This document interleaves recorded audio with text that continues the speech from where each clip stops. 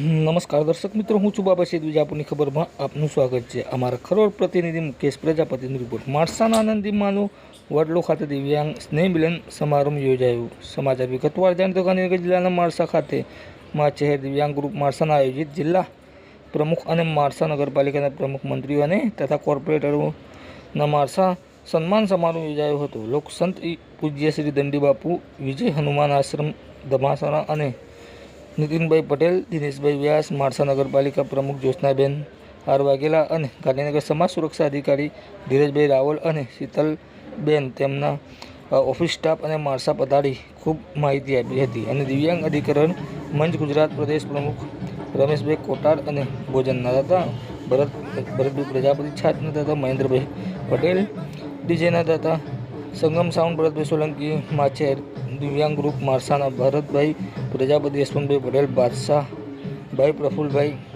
બારોટ, રાકેશભાઈ પટેલ, હેતલબેન ઠક્કર, માધુબેન પટેલ દ્વારા દરેક તાલુકાઓમાંથી મોટી સંખ્યામાં દિવ્યાંગો આવ્યા હતા અને સાથે સાથે ભોજનની વ્યવસ્થા પણ સુંદરથી કરવામાં આવી હતી અને દિવ્યાંગોએ ગરબાની મોજ મારી.